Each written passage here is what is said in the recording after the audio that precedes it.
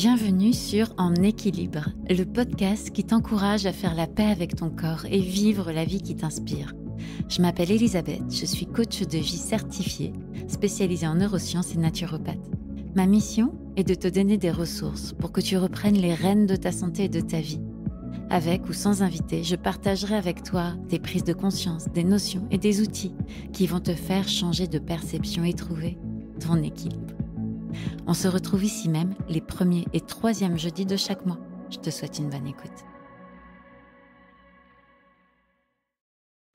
Je n'ai qu'une certitude dans la vie. Un jour, tout va s'arrêter. Cette pensée m'a obsédée et m'obsède encore.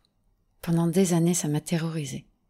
Je croyais avoir peur de la mort, alors qu'en fait, j'avais peur de passer à côté de ma vie. Et depuis, j'œuvre pour lui donner du sens. Non pas pour les autres, mais pour moi.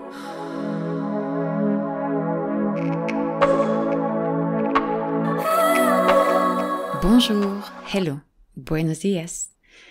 Bienvenue dans cet épisode 0, le commencement de tout, l'introduction, les présentations. Je m'appelle Elisabeth, je suis coach spécialisée en neurosciences et naturopathe. Aïe, ouais, je sais, ça commence mal. Ce sont 2 mots beaucoup utilisés et galvaudés aujourd'hui. Mais allez jusqu'au bout de ce podcast et vous comprendrez ce que ça veut dire pour moi.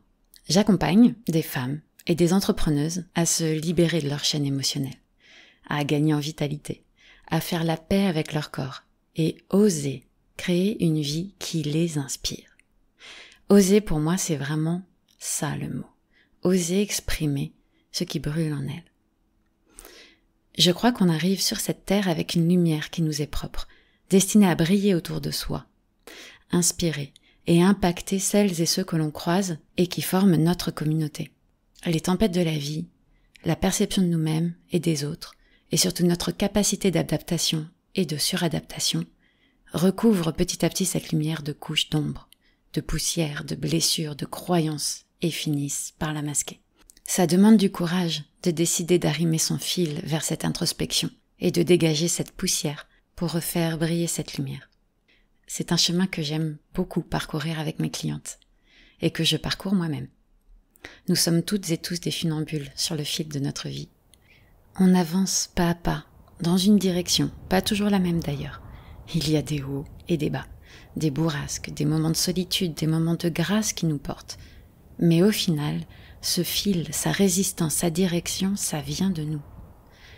Maintenant, vous comprenez pourquoi ce podcast s'appelle En équilibre.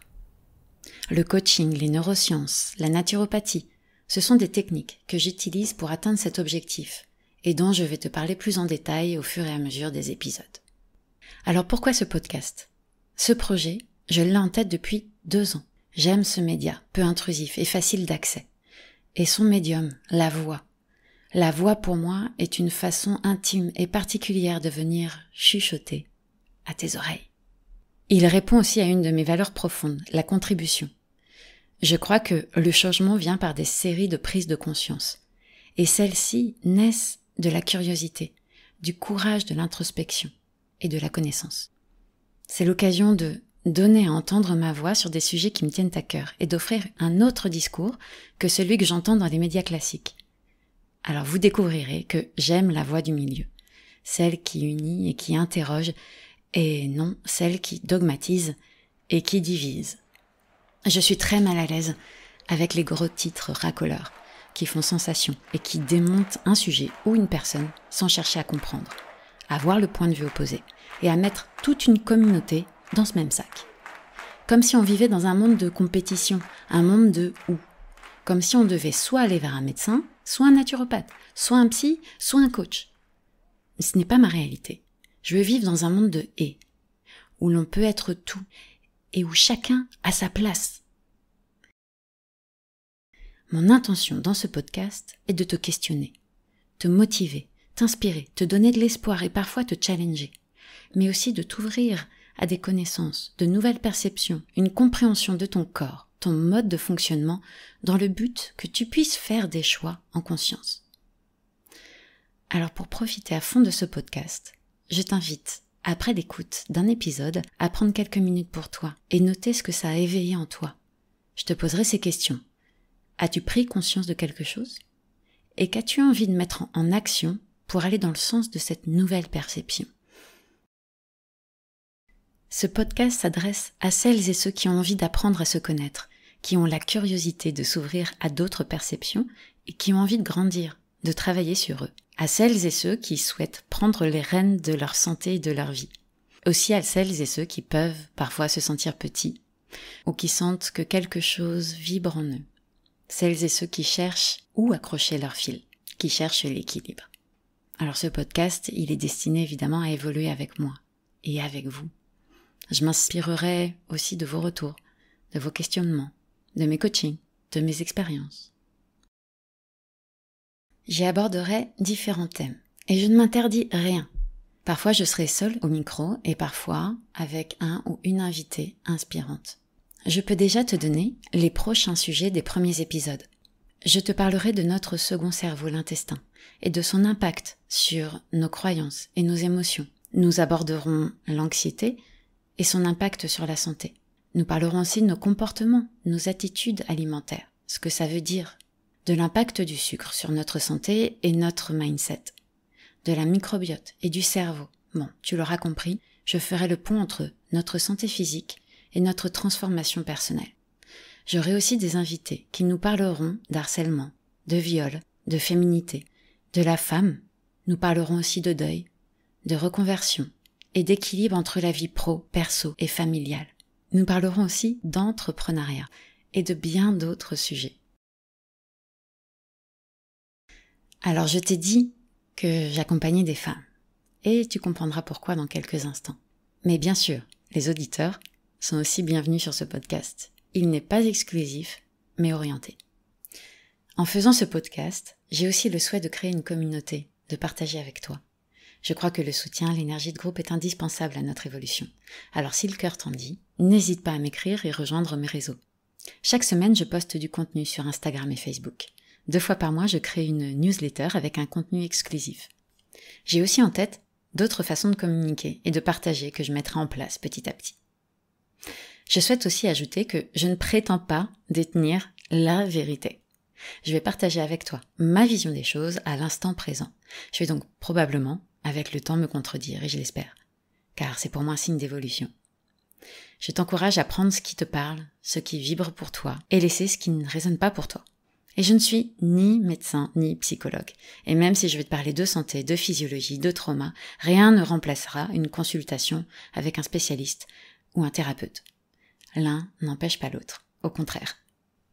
Les présentations ne seraient pas complètes si je ne te parlais pas vraiment de moi.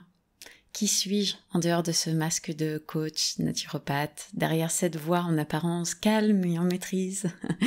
Qu'est-ce qui m'a amené à faire ce que je fais, à croire ce que je crois aujourd'hui? Dans cette partie, mon intention est d'être vulnérable et authentique. Être vrai, quoi. Je crois que partager nos difficultés, nos doutes, nos échecs avec nos réussites rendent service et inspire, et nous rendent simplement humains. Après tout, nous sommes tous sur la même planète à essayer de faire notre mieux. Peu importe notre statut social, notre notoriété, on connaît tous des échecs, des humiliations, des doutes, des peurs. On tombe, on se relève et on continue à chercher notre équilibre là où on a décidé de poser notre fil. Une femme qui m'inspire beaucoup, Brené Brown, dit: le courage commence par être présent et se laisser être vu. Alors, c'est là que j'ai commencé, avoir le courage d'être vulnérable. Donc, je vous disais que j'accompagne les femmes. Pourquoi les femmes? J'ai vécu dans un monde où la femme n'est pas l'égale de l'homme. Où la femme doit bien se tenir, ne pas répondre, être jolie, dixit, pas trop grosse, être belle mais pas sexy, polie mais pas aguicheuse, être une bonne femme de maison, ne pas faire de vagues, ne pas faire chier quoi, ne pas dire non, s'occuper des enfants, se sacrifier pour la carrière de son homme. Celle qui, dans une salle remplie de mecs, a le sentiment de porter la cape d'invisibilité d'Harry Potter. Celle qui est petite, dans l'ombre, et j'en passe bien sûr. Bref, je décris un monde patriarcal, classique, installé depuis des générations dans le monde. Un monde dans lequel toutes les femmes de mon entourage sont nées, ont évolué, et ont plus ou moins bien accepté ses croyances, dogmes ou dictats. Appelez-le comme vous voulez au final, le résultat est le même. On avance dans la vie avec un membre en moins, son estime de soi, avec ses croyances toutes pourries qui nous empêchent d'être dans sa vie, envie tiraillée entre nos désirs et le poids des responsabilités. Or, je vois tous les jours, en moi, dans les femmes que j'accompagne, dans mes amis, ma famille, cette force, cette lumière inexplorée qui ne désire que briller, qui est sans cesse rabaissée par le poids des générations de patriarcat.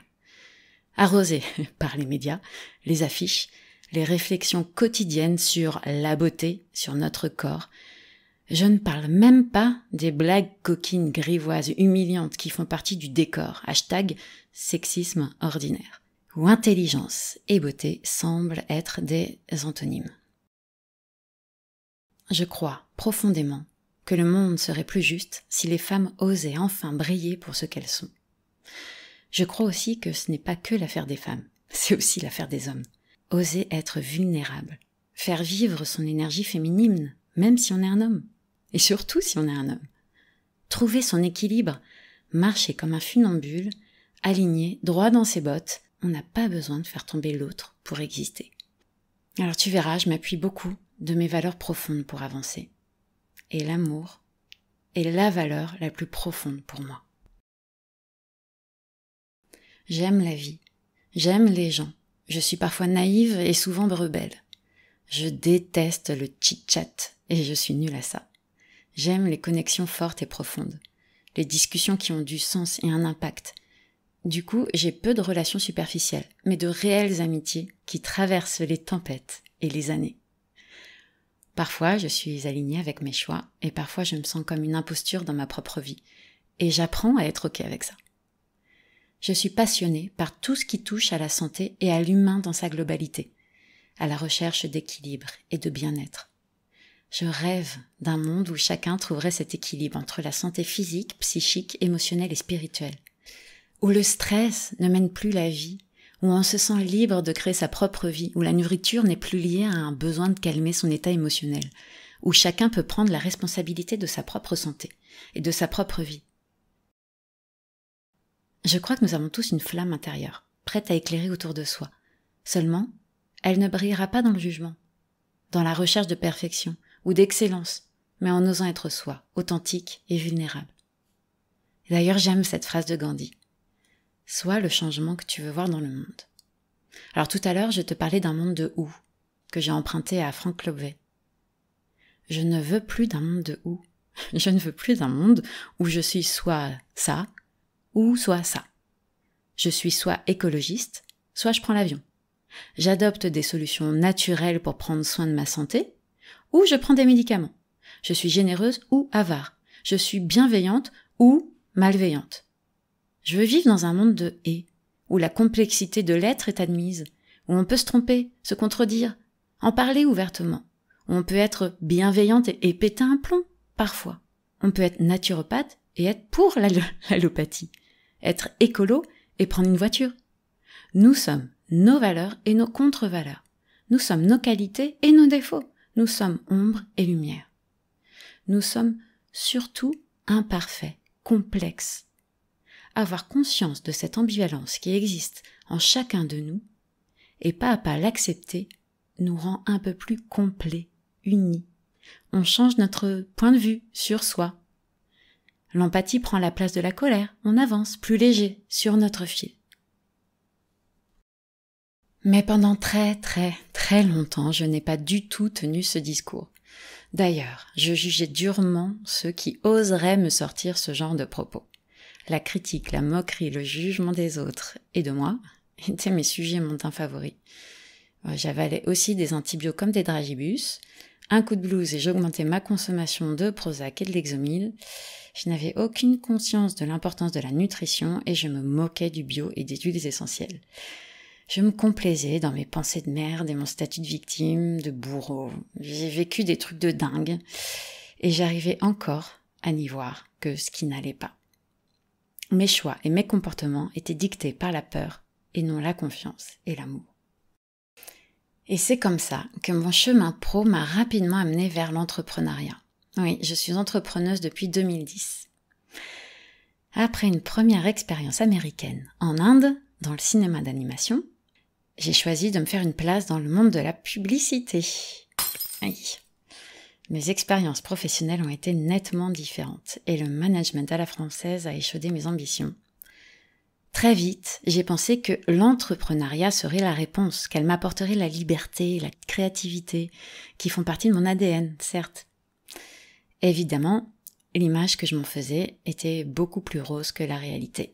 Mais oui, le statut ne fait pas tout. Malgré mon amour pour la créativité et mon métier, l'environnement ne répondait en rien à mes valeurs profondes, que je ne connaissais pas du tout à l'époque. J'ai rencontré des agents d'artistes véreux, une directrice de studio perverse, des personnes rongées par le stress qui ressemblaient plus à des dragons qu'à des êtres humains. Rien que d'y penser, j'ai le cœur qui bat à 100 à l'heure. Cet environnement m'a brûlé les ailes. Et à l'époque, je n'avais pas assez d'estime de moi pour m'affirmer. C'était une souffrance quotidienne. Cette souffrance me disait clairement que mon choix de métier n'était pas le bon, que ça n'avait pas de sens pour moi. J'avais un énorme besoin de reconnaissance, de paraître quelqu'un que je n'étais pas, faute de savoir qui j'étais. Et ma santé était à la hauteur de ce masque que je portais. Je vivais avec un mal de ventre constant, mais rien de plus banal à l'époque. Alors avance rapide, au moment où l'envie d'avoir un enfant m'a poussée à chercher plus loin. À 23 ans, on m'a diagnostiqué infertile. Une raison de plus d'alimenter mon statut de Calimero. Et puis, trop jeune, trop rebelle, voilà, vous savez. Et à 30 ans, tic-tac. Le désir profond de fonder une famille a sonné. Et mon côté rebelle a pris le dessus. Et j'ai décidé de dire fuck au fatalisme et d'aller chercher d'autres réponses. Donc, armée d'un futur papa, j'ai frappé au cabinet d'un médecin acupuncteur qui m'a mis en contact avec un gynécologue belge, lui à la pointe de son art, et qui affirmait rendre possible l'impossible. Avec une grande douceur et une grande simplicité, il m'a démontré chiffres et statistiques à l'appui l'impact de l'hygiène de vie sur la fertilité.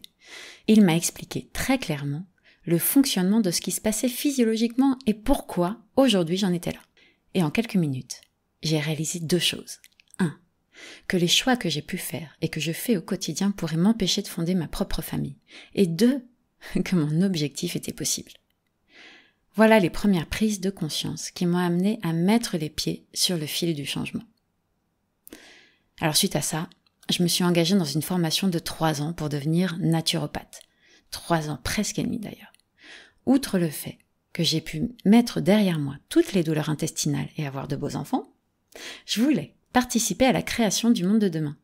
Un monde en meilleure santé et plus responsable. Faire passer le message que nous avons le pouvoir sur notre santé. Rendre accessibles les notions importantes de notre physiologie et permettre de faire des choix en conscience et en comprendre le sens. Pour moi, la compréhension amène à la responsabilisation, qui est une clé importante au changement.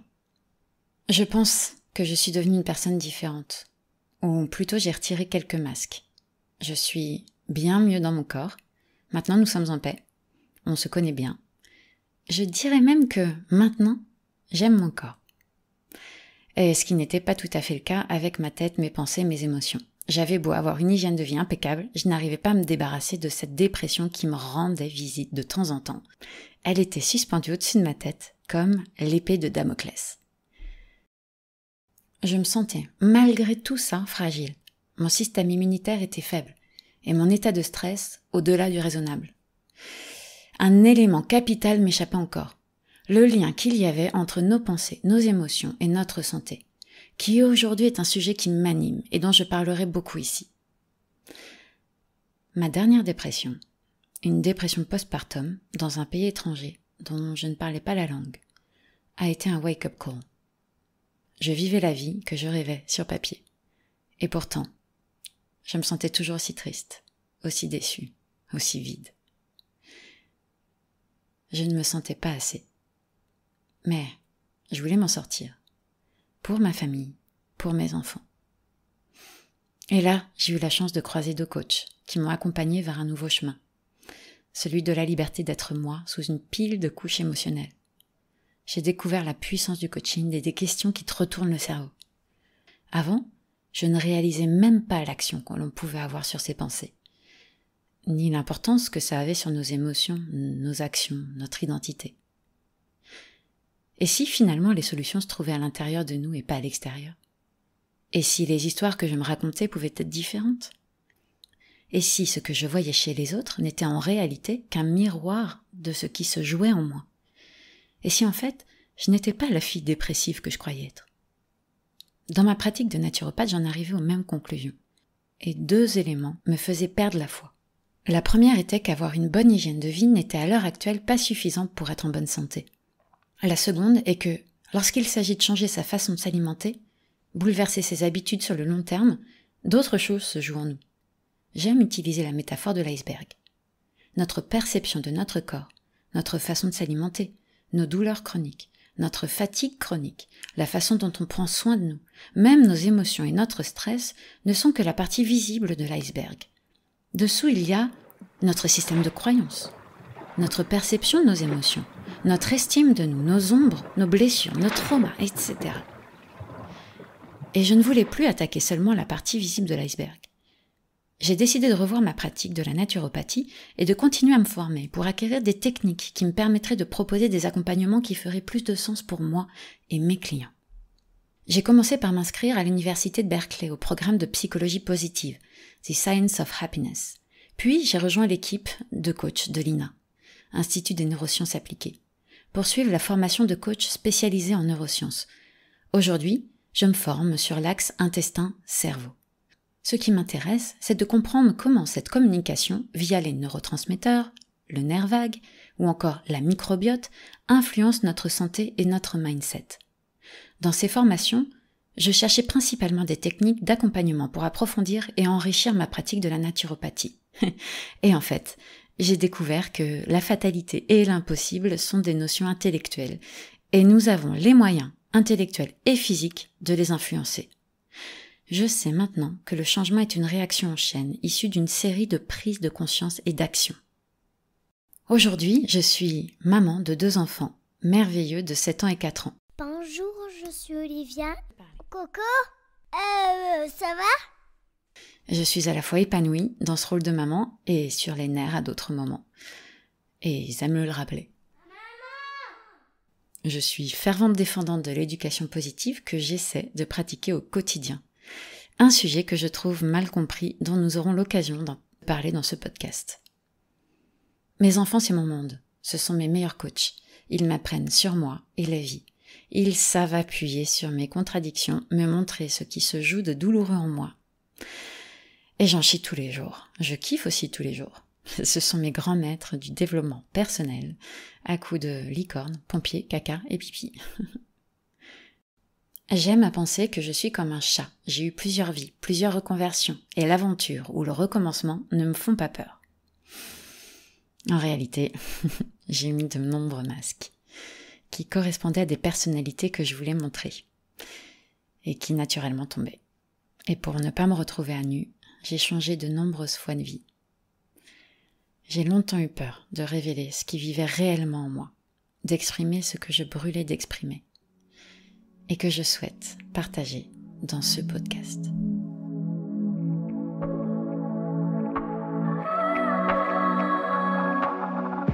Merci d'avoir écouté cet épisode. Si tu as aimé, n'hésite pas à t'abonner et à en parler autour de toi. Tu peux aussi soutenir ce podcast en y attribuant la note de ton choix. Si tu veux en savoir plus, rejoins ma communauté sur les réseaux sociaux, mon blog et ma newsletter. Les infos sont dans la description de ce podcast. Je te donne rendez-vous dans 2 semaines pour un nouvel épisode. En attendant, prends soin de toi.